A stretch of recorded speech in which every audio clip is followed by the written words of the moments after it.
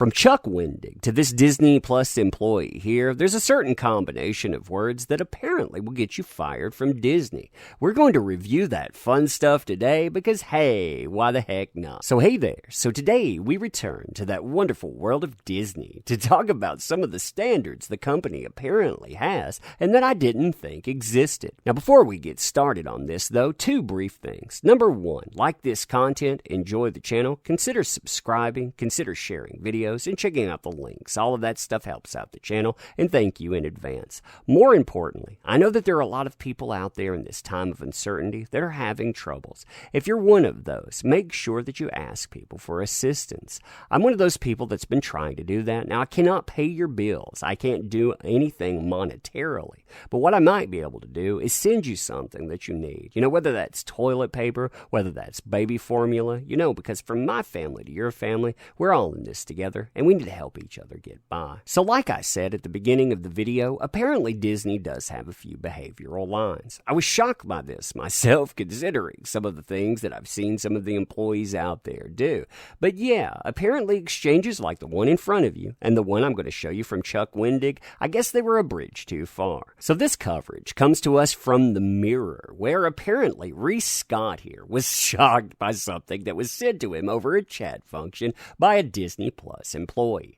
So a foul-mouthed Disney worker was sacked after telling a stunned British customer to suck his Disney Plus subscriber Reese Scott was looking forward to watching Brother Bear during lockdown on Wednesday when he received an error message saying he was unable to connect.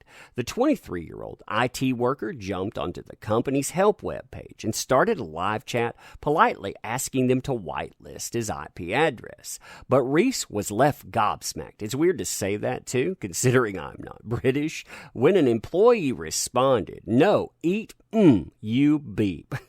Assuming it was some sort of mistake, he replied with "excuse me" before being told to suck my D. Now, I don't know about you, but unless I hooked up to the wrong party hotline or something, unless that was some sort of savvy invitation, I probably wouldn't have been thrilled. And I know what you're thinking too. That umbrella guy, maybe there's something more to this tale. Well, interestingly enough, we actually have the live chat version to show you what exactly happened. Here's help.disneyplus.com. You can see the live chat function here. Please hold while we connect you to the next available agent. Routing you to a live agent. Agent has entered the chat. Hello, my name is. This is the agent here. Thank you for contacting Disney Plus customer support. How may I assist you today?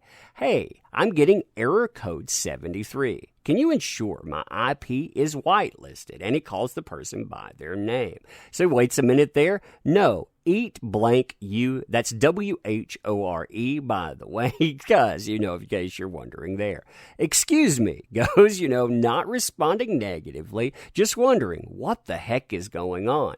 S my D, what part of that don't you understand? That is literally how this exchange goes, and apparently, like I said, that will get you fired from Disney. Now, funny enough, certain keywords within that exchange reminded me of another Disney-based firing. This one, Chuck Wendig. You can see this article here talking about Marvel firing Star Wars author Chuck Wendig for not being civil. And, well, the media, they actually defended Chuck Wendig going out and quote-unquote not being civil because, he was aiming at the right people, apparently. Now, the funny thing about Chuck Wendig is he didn't realize there was a bridge too far. And really, why would he? I mean, these are some things that he said about consumers in the past, for example. The jerks get all of the attention because you sprinkle a couple of rat turds on a fillet or put some dubious pubes on a salad, yeah, that's going to spoil the meal. And the S-birds are loud because, well, some of them are fake, some of them are alpha S-birds monetizing the rage of lesser S-birds, some of them are real deal bigots, and all of them fear change. So we push back We block. We seal them off, cask of Amontillado style. And really, why would he think there's a line? I mean, comparing people to rat turds on a fillet or pubes in a salad, or talking about sealing them into a wall like we're looking at here, yeah, if you can get away with that, you would think you could get away with everything. But apparently there was a line. The line, though, it will appear in this exchange. And I'm going to do my best to edit some of the statements in here, but hey, they are what they are. So Chuck Wendig said, there would be renewed calls for civility. Ignore them. They ask for civility as a way for you to grant them complicity in what they do. Civility is for normalcy. When things are normal and working as intended, civility is part of maintaining balance. But when that balance is gone, civility does not help it return, but rather destabilize it further, because your civility gives them cover for evil. Note, this isn't the same as a calling for violence, but it is suggesting that you should not be ashamed for using vigorous, vulgar language, or for standing up in disobedience, or for demanding acknowledgement and action in whatever way you must. Isn't that interesting, by the way? We're not calling for violence, but if you utilize violence, well, hey, that's good. And then this gets hyper-political. And remember in this, when we're talking about it, I'm not talking about politics in any way. He is. So F Trump, but he's just the ugly, fake gold mask that's put on this thing. F all the GOP. F that blubbering, bristling, frat boy judge. F McConnell, Ryan Gasly, Collins, every last one of them. F them for how they've shamed victims and helped dismantle democracy. They will tell you to smile, that we need to get back to business, that we got to heal the rift and blah, blah, blah.